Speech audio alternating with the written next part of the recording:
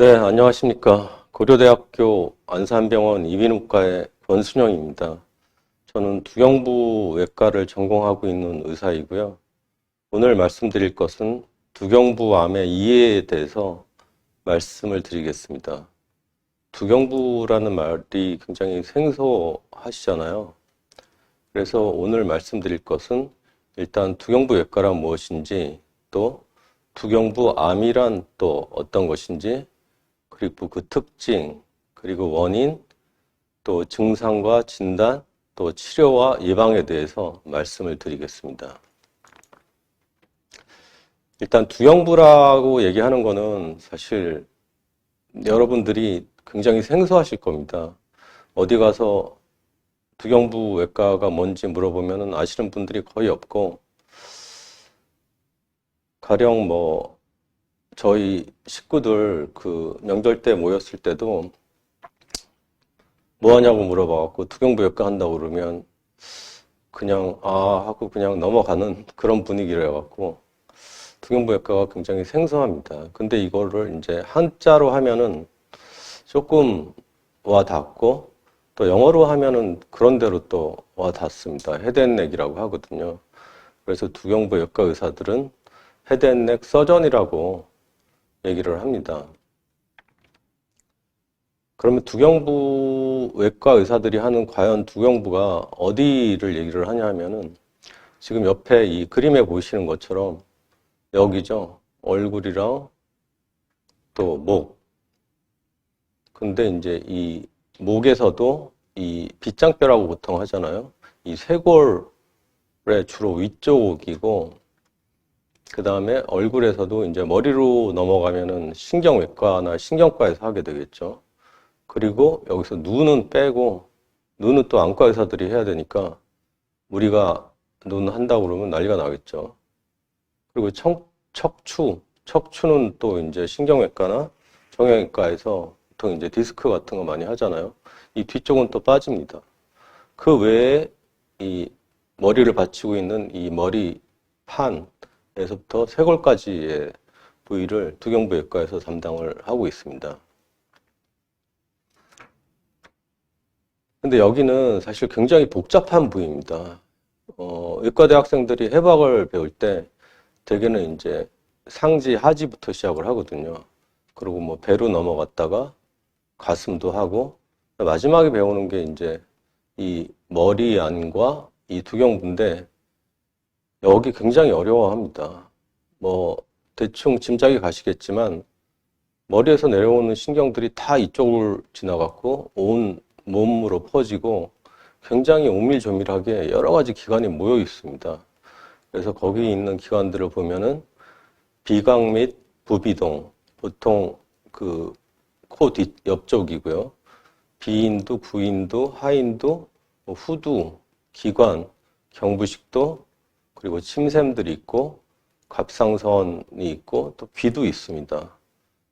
사실은 이제 귀는 주로 청력에 관한 것은 이과라고 하는 이비인후과의 한 파트에서 하고 있기는 합니다.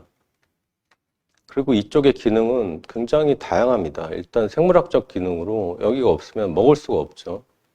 마실 수가 없고, 또 숨을 쉬어야 됩니다. 이쪽을 통해서. 호흡기의 상부 호흡기를 차지하고 있죠. 뿐만 아니라 사회적인 기능이 있습니다.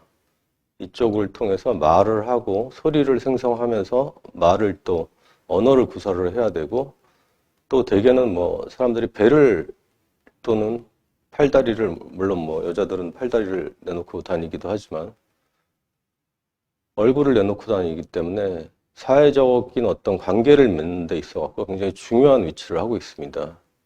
그런데 이렇게 보시는 것 같이 두경부외과 의사들이 다루는 이 두경부는 주로 이런 분들은 거의 없고, 대개는 이제 아래와 같은 분들을 다루게 되죠. 위에 분들은 주로 이제 성형외과에서 다루게 되겠죠.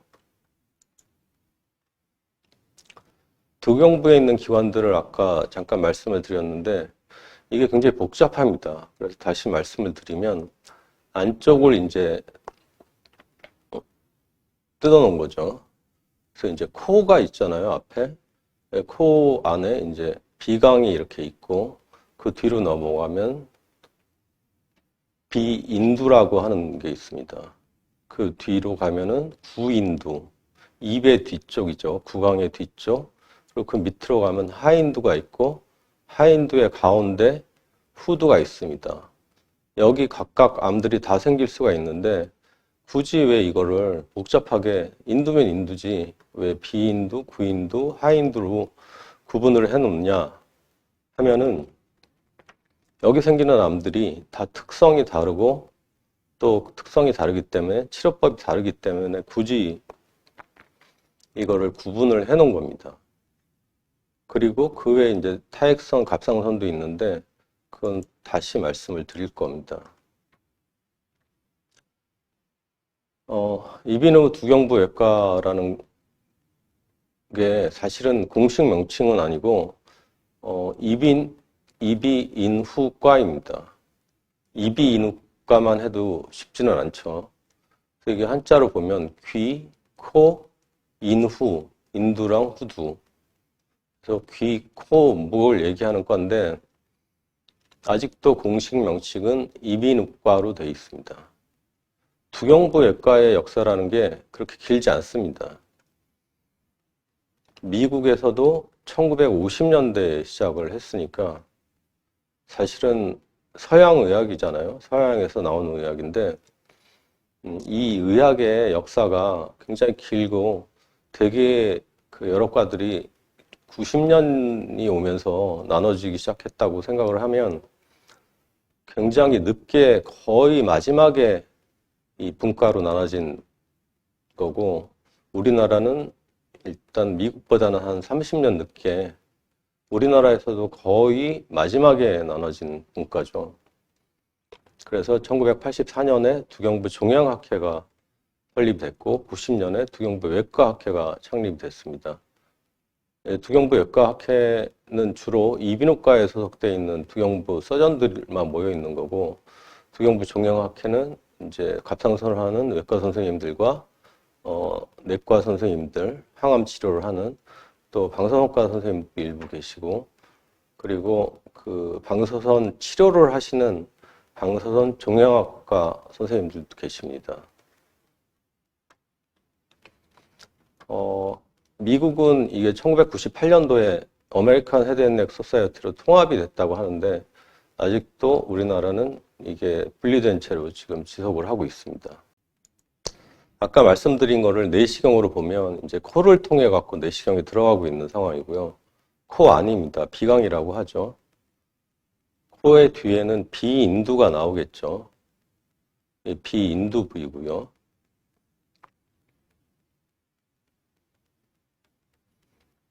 각각 그 부위마다 암이 생깁니다.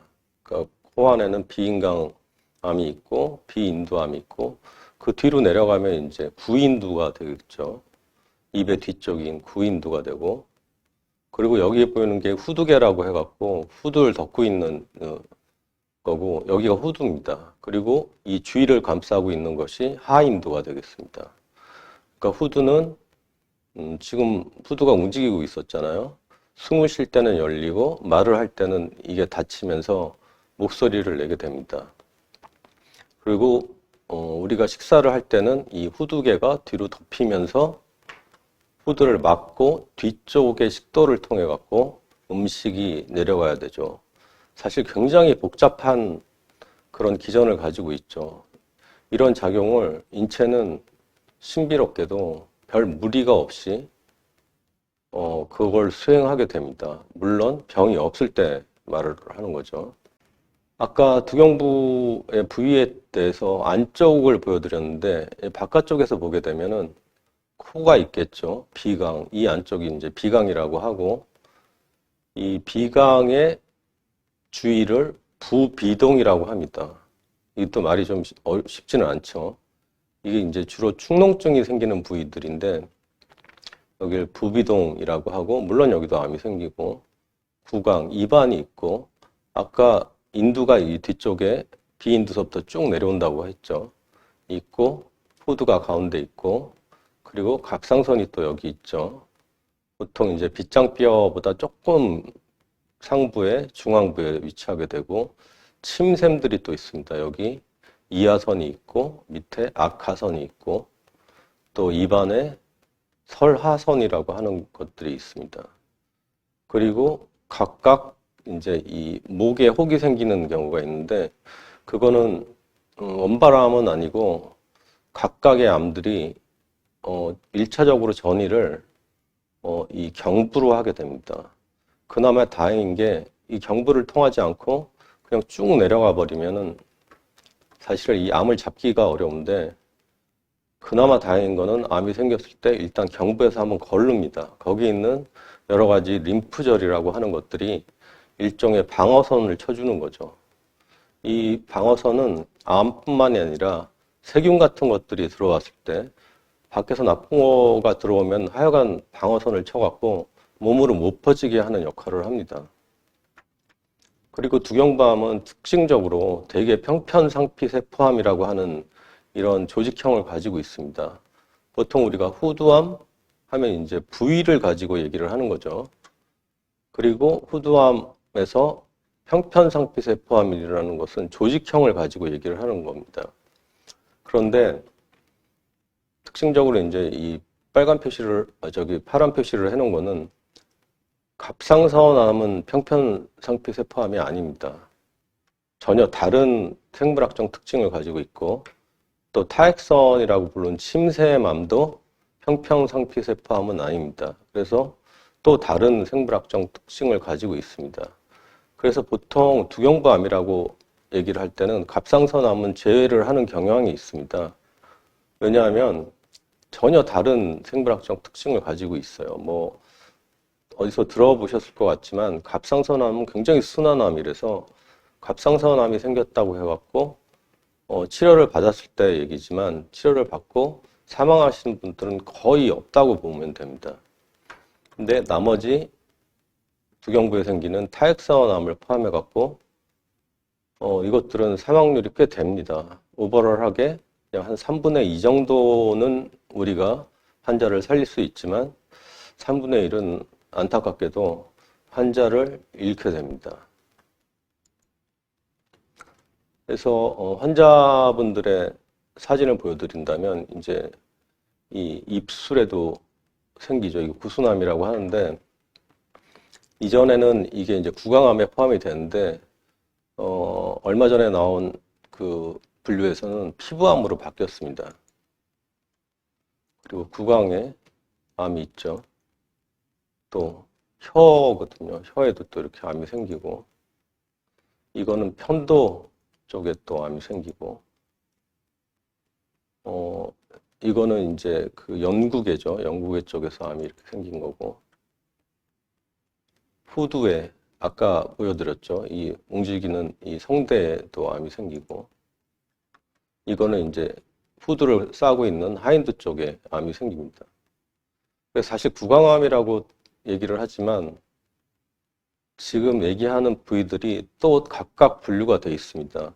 그건 아까 말씀드렸듯이 생물학적인 특성이 다르고 그거에 따라서 치료법이 다르기 때문에 이걸 사실 세밀하게 분류를 해놨는데 그거는 뭐 의사들만 알면 될 것 같고 일반인들은 그냥 구강암이라고 이해를 하시면 될 것 같습니다. 그 외에도 이제 여기가 조금 튀어나오고 있는 거거든요. CT를 이렇게 보여드리면 이게 양쪽이 이제 부비동인데 상악동이라고 부르는 부비동인데 상악동 암입니다. 이쪽에 확연히 다르고 튀어나오고 있죠. 지금 암이 밀고 나오고 있는 거고요. 이게 그러면서 코 쪽으로도 이제 밀고 나오죠. 이게 그리고 이거는 이제 경부에 생긴 건데 대개 이제 경부에서 발생이 되는 경우가 뭐 여러 가지 암들이 다 경부에서 발생이 되지만 비인강암은 주로 이제 다른 증상보다도 경부에 생기는 종물로 먼저 생기고 그렇기 때문에 병원을 찾게 됩니다. 두경부암이라는 게 생소한 이유는 사실은 용어 자체가 어렵기도 하지만 두경부암의 발생 빈도가 그렇게 높지 않습니다. 갑상선암을 이제 두경부암에서 주로 빼고 얘기를 하고 있기 때문에 갑상선암은 굉장히 흔하죠. 하지만 다행스럽게 예후가 굉장히 좋고, 그 다음에 폐암이 있고, 뭐 대장, 위. 이전에는 사실은 위암이 대장암보다 한국에 더 많았었는데, 식생활 자체가 굉장히 서양화되면서 대장암이 위로 올라가 있습니다. 그리고 두경부암은 11위로 돼 있죠. 쭉 뭐 간암, 췌장암 쭉 나오다가 그 뒤에가 있습니다. 그러니까 심지어는 뭐 기타암으로 분류가 되고 있습니다. 통계에서는. 근데 남자에서는 좀 높습니다.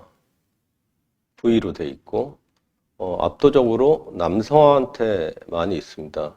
이게 어떤 성적 호르몬의 문제가 있는 거라고 생각이 되기도 하지만 아무래도 술, 담배가 굉장히 큰 역할을 하고 있기 때문에 남성분들한테 빈도수가 높습니다. 그거는 뭐 국내도 그렇고 전 세계적으로 뭐 동일합니다. 흡연율이 낮아지면서 후두암은 별 변화가 없습니다. 그런데 두경부암은 조금 전반적으로 증가를 하는 추세를 보이는데 그 이유가 이것도 약간 라이프 스타일의 그러니까 생활 방식에 좀 차이에 있는데 인두암이 나중에 잠깐 얘기가 나오겠지만 사실은 성적인 게 조금 있습니다. 그래서 조금 그런 것들이 자유스러워지면서 인두암의 증가가 우리나라에서도 나타나고 있고 대개 선진국들이 마찬가지입니다. 그래서 후두암이 사실은 두경부암에서 제일 빈도가 전에는 높았었는데 후두암은 증가하지 않는 반면에 인두암이 증가하면서 전반적인 그 두경부암에 좀 증가가 있는 상황이긴 합니다.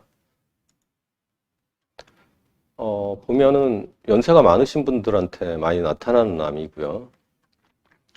특히 이제 40대 이하보다는 50대 이상에서 많이 나타나고 있습니다. 연세가 많으신 분들한테 증가세가 높은 거는 어떻게 보면은 평균 연령이 늘어나면서 같이 보이는 그런 현상이라고 해석이 되기도 합니다. 그래서 말씀을 드리면 두경부에 생기는 대부분의 암은 평평상피 세포암이라고 하는 것이고 굉장히 공격적이기는 하지만 거기서 국소성이 있습니다. 아까도 말씀드렸지만 목에서 림프절들이 막고 있기 때문에 다행히 이 국소 치료를 하는 수술 및 방사선 치료의 효과가 꽤 있습니다. 이게 만약에 목에서 막지 못하고 전신으로 퍼지면은 암을 잡기가 굉장히 어려운데 그나마 이제 혈액암 같은 것들은 온몸을 돌아다니니까 항암 치료를 하는 수밖에 없잖아요. 그런데 이거는 그쪽에 국한이 돼 있기 때문에 그쪽을 드러내면 되는 거죠. 그런데 문제는 배나 뭐 팔 같은 경우에는 막상 뭐 팔을 하나 자르면은 불편은 하겠지만 그런 대로 살 수는 있는데 여기를 잘라내면은 일단 숨도 못 쉬고 먹을 수도 없기 때문에 굉장히 곤란하죠.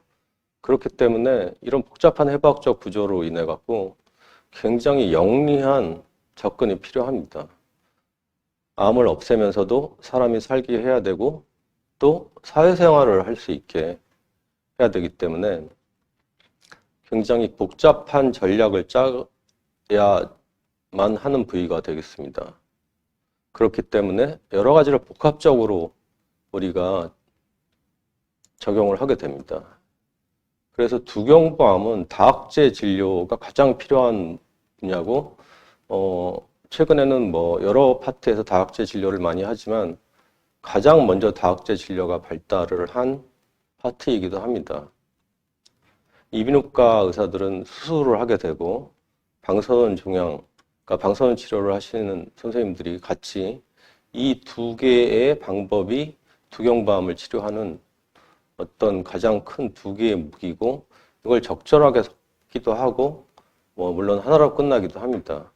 그리고 그 혈액암에서 가장 이제 중요한 치료인 그 항암 치료는 보조적인 방법이 됩니다. 대개에는. 그리고 진단도 여기가 해박적으로 굉장히 복잡하기 때문에 영상의학과 선생님들의 도움이 필요하고, 또 띄어내는 경우에 물론 이비인후과, 두경부외과 의사가 직접 하는 경우도 있지만 성형외과 선생님들이 재건을 해줘야지, 가령 아까 이런 생긴 거에서 얼굴에 반을 잘랐는데 그걸 그냥 다니기는 곤란하죠. 그렇기 때문에 성형외과에서 재건 수술을 하기도 하고, 또 대개는 평편성피세포암이기는 하지만 특히 이 다른 암들도 사실은 좀 생기기 때문에 조직학적인 진단이 모호할 때는 병리과 의사의 컨설테이션이 필요하고요. 그 외에 또 아래쪽으로 내려갔을 때는 흉부외과 선생님들 같이 수술을 할 수밖에 없고, 위쪽으로 뇌 쪽으로 파고들면 이제 신경외과 선생님들 같이 수술을 해야 됩니다. 그리고 재활을 하려면 치과도 필요하고 이가 있어야 되니까 재활의학과 당연히 필요하고, 또 굉장히 스트레스를 많이 받기 때문에 정신의학과 등 기타 이런 것을 보조하는 서포팅을 해주는 그런 팀들이 굉장히 복잡하게 도움을 줘야만 하는 분야이기도 합니다. 두경부암은 아까도 잠깐 말씀드렸지만 결국에는 술, 담배입니다. 대개는 흡연하면 2.5배, 음주는 1.5배라고 하지만 대개는 음주를 할 때 흡연을 같이 하기 때문에 이게 곱하기도 아니고 더하기도 아니고 확 발생 빈도가 높아져 갖고 한 10배 정도가 되게 됩니다. 아까 약간 성적인 부분이 있다고 했는데 특히 구인두암에서 인유두종 바이러스가 원인으로 한 10년 전부터 돼 있고, 지금은 뭐 하나의 이제 인유두종 바이러스에 생기는 구인두암이 하나의 카테고리로 나누어져 있습니다. 이게 좀 성적인 부분이라고 말씀을 드리는 거는 원래 자궁 경부암의 원인이었거든요, 이게. 그래서 한국에서도 지금 여성들은 어렸을 때 이거 백신을 맞는 거를 권장을 하고 있고 보험에서도 커버를 해주고 있습니다. 그런데 남자들은 지금 보험에서 이거를 아직 커버를 해주고 있지 않아 갖고 이것도 학회에서 노력은 많이 하고 있는데 앞으로 뭐 곧 남성들도 이 파필로마 바이러스라고 하는 인유두종 바이러스 백신을 막 맞아야 되는 시대가 올 것 같습니다. 그리고 EB 바이러스라고 하는 이거는 비인강암의 원인으로 되어 있습니다. 그 외에도 이제 자외선, 입술암이 아까 피부암으로 분류가 바뀌었다고 말씀드렸잖아요. 이게 원래 구강암이었는데 이 원인이 자외선이기 때문에 피부암과 마찬가지로 피부암으로 분류가 됐고, 씹는 담배가 한국에는 없습니다. 이거 배틀넛이라고 하는데 동남아 쪽에 뭐 대만을 포함해 갖고 동남아, 인도 이쪽에 가면은 구강암의 빈도가 우리나라에 비해서 10배 이상 많은데 이거는 이 씹는 담배 때문에 그렇고 그 외에 여러 가지 원인이 있기는 합니다. 근데 주로 결국에는 술, 담배라고 생각을 하시면 됩니다. 두경부암의 증상은 어떤 것이 있느냐? 아까 말씀드렸잖아요. 두경부가 하는 일은 숨 쉬고 또 먹고 마시고 목소리를 내고 하는 기능인데 그런 기능에 이제 문제가 생기는 거죠. 삼키기 어렵고 또 음성의 변화가 있고 또 후두암이 진행을 많이 하면 숨쉬기가 또 힘들어지고 거기가 이제 기도의 위쪽이기 때문에 그 다음에 코 쪽에 생기는 암들은 코가 막히고 또 코에서 피가 나고 또 이것들이 전이를 가게 되면 목에 혹이 생기는데 이런 것들이 점점 커지는 거죠. 그래서 특히 이제 써놓은 거는 전이를 잘 가는 또 타액선암 같은 것들은 이제 겉에 나와 있으니까 커지겠죠. 그 부위가. 갑상선암도 이 가운데가 커지고. 그리고 이제 혈액암의 일종인 림프종이 목에도 물론 생깁니다. 여기 안쪽에도 생기고, 림프종은 어디 생기냐 하면은 온몸에 림프선이 있는, 림프절이 있는 데는 다 생기기 때문에 목에도 생깁니다. 물론 이거는 평평상피세포암이 아니고 림프종이죠. 그래서 결국에는 의심이 될 때는 이비인후과에서 진찰 및 내시경 검사를 받는 수밖에 없습니다.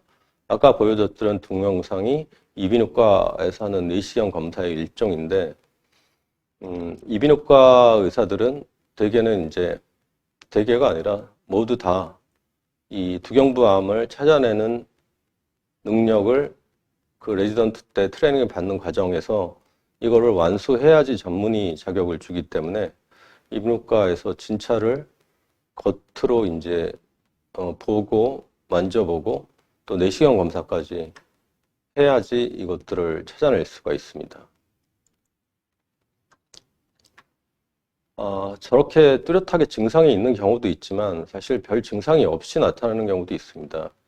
이런 궤양이 으로 나타나기도 하고, 사실은 입안에 이런 궤양이 한번 안 알아본 사람은 없죠. 누구나 다 있는데 이것들이 그냥 낫지 않고 지속이 된다 그러면 설암일 가능성이 많습니다. 그렇기 때문에 이 궤양이 생겨갖고 2주 이상 지속된다. 이건 조직검사가 필요합니다. 이런 백반증이라고 하고 홍반증이라고 하는데 이런 색깔이 변하는 것들도 암의 정부 증상일 가능성이 많습니다. 그렇기 때문에 조직검사가 필요한 경우가 있고, 물론 두경부외과를 전공하는 의사들이 봐서 이거는 아니다 싶으면 조직검사를 굳이 하지는 않지만 조금이라도 의심이 되는 경우에, 특히 이런 홍방증 같은 경우에는 대개는 조직검사가 필요하고, 이렇게 까맣게 변하는 게 가끔 있기는 한데 이게 이제 그 흑색종이라고 하는 암일 가능성이 있어갖고 흔하지는 않지만 굉장히 예후가 안 좋기 때문에 이것도 조직검사가 필요합니다. 아까 타액선에 대해서 잠깐 말씀을 드렸는데 귀 밑에 있다고 그래갖고 귀 이자잖아요. 이하선이라고 하고, 턱 밑에 있다고 해서 악하선입니다. 턱이 한자로 악자잖아요. 악하선. 또 이 혀 밑에 있다고 해서 설하선이고, 세 개의 이제 큰 이 침샘이 있고, 그 외에도 우리 그 구강을 비롯해 갖고 상기도인 하인 이 두경부에는 점막에 소타액선이라고 하는 눈에 보이지 않는 현미경으로만 볼 수 있는 구조가 쭉 깔려 있습니다.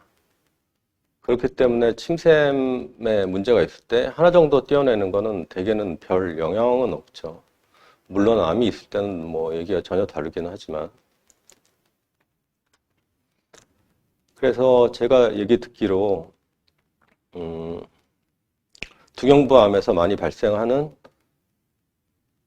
후두암 그리고 구강암은 제 다음에 또 다른 2명의 두경부외과 의사들이 강의가 준비되어 있다고 들었습니다. 그래서 그 두 개의 암은 그 두 분들한테 맡기고, 타액선암을 잠깐 말씀을 드리면 말씀드렸던 이제 침샘에 생기는 거죠.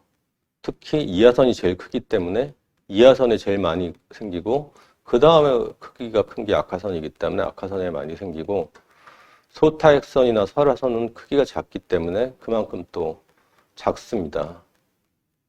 제일 흔한 거는 여기 혹이 생기는 거죠. 설하선은 입안에 혹이 생기고.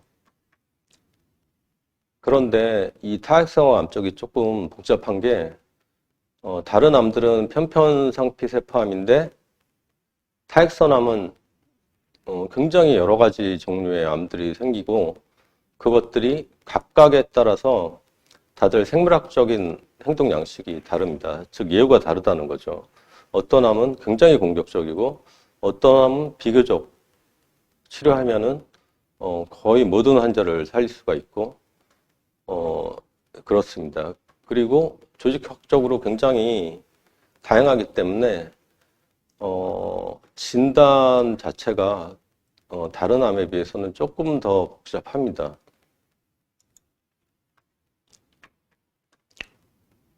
두경부암의 진단은 아까 말씀드렸듯이 이제 이비인후과 의사가 보죠. 보면 알죠. 뭐 이 정도 되면.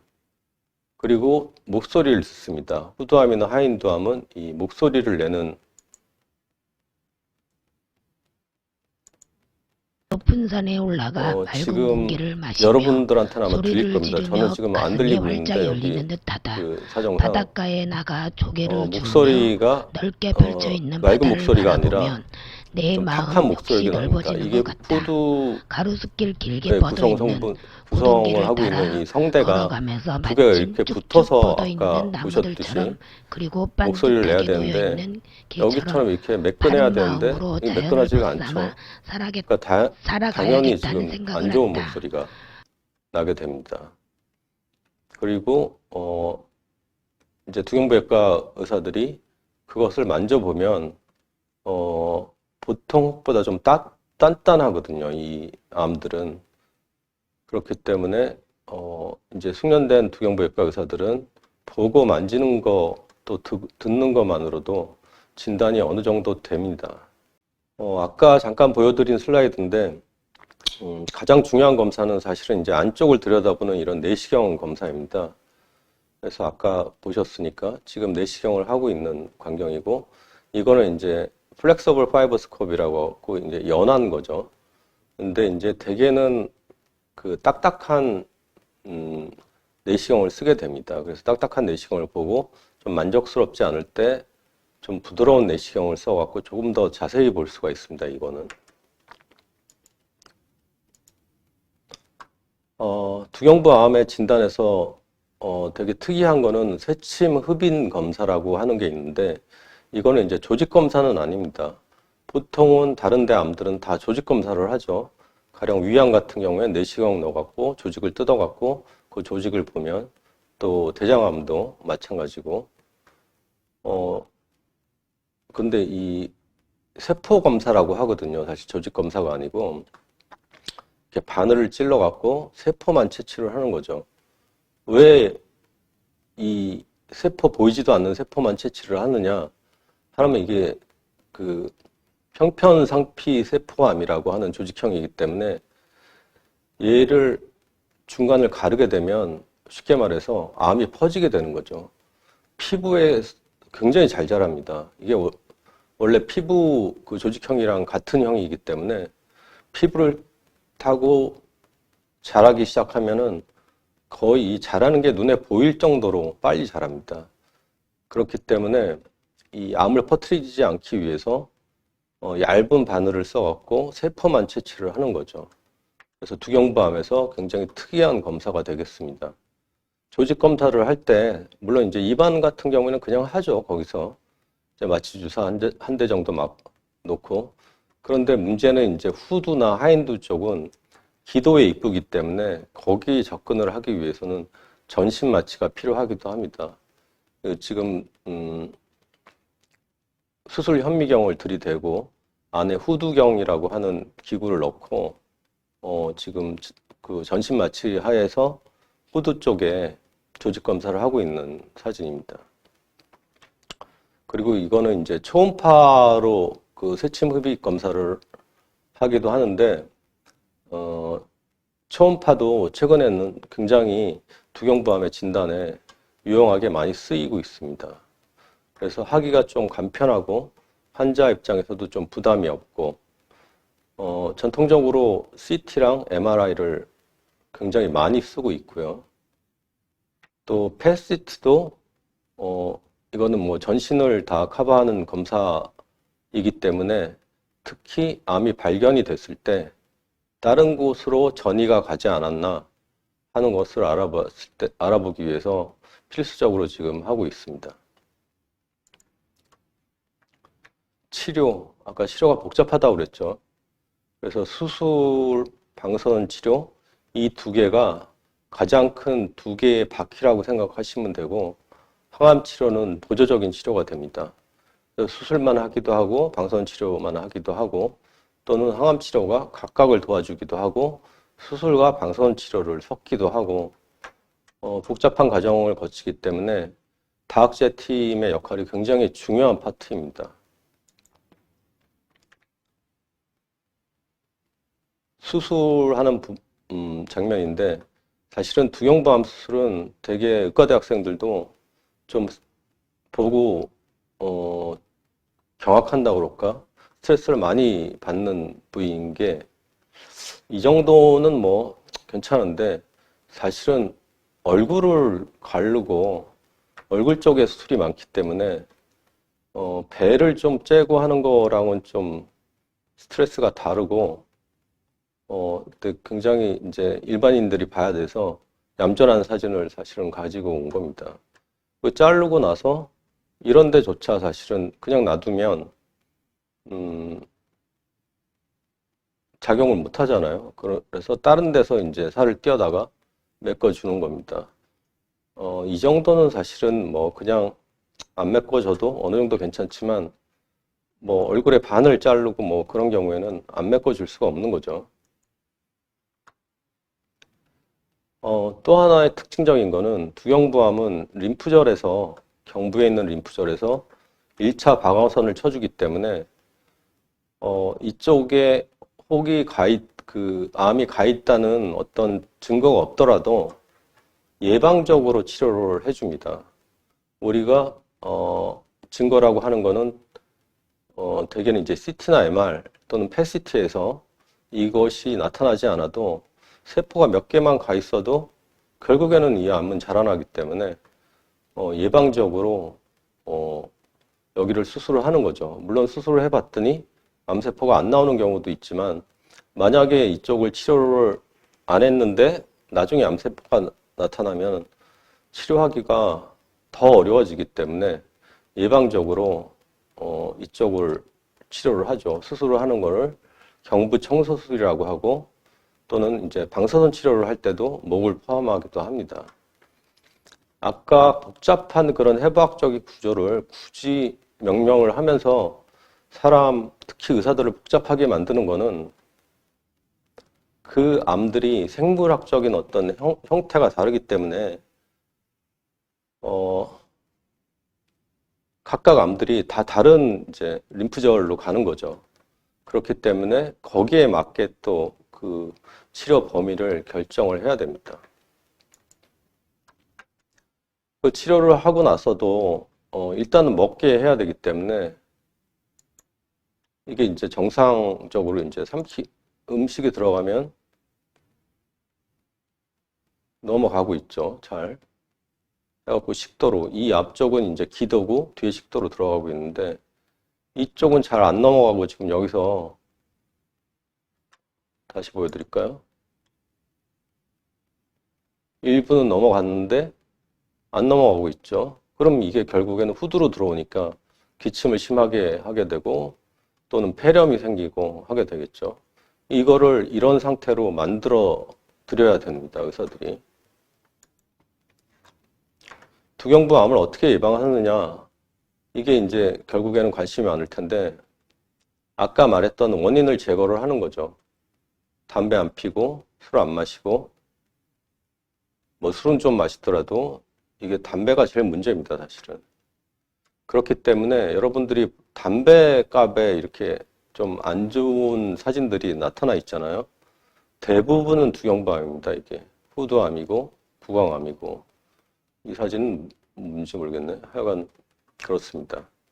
그리고 바이러스를 막는 건데 EB 바이러스를 막는 방법은 거의 없습니다. 지금 이거는 백신이 지금 나와서 여자분들은 그 자궁 경부암 때문에 지금 백신을 우리나라에서는 거의 의무적으로 맞히고 있는데 미국은 남성, 여성 동일하게 권장을 하고 있는데 한국에서는 남성들한테는 아직 보험이 안 되고 있는 상황이고 민세먼지는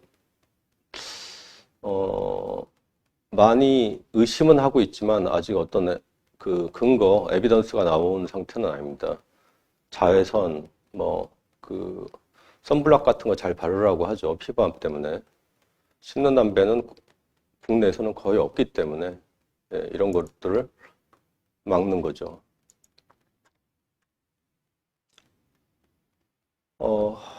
특별한 거를 안 드시면 됩니다. 그러니까 남들이 먹는 대로 먹고 남들 운동하는 만큼 운동하고, 이게 너무나도 뻔한 얘기 같지만 사실은 이게 가장 중요한 거고, 구강위생이 중요하다고 하거든요. 그러니까 이 잘 닦고 그냥 남들 하는 대로 건강하게 사시면 되는 겁니다.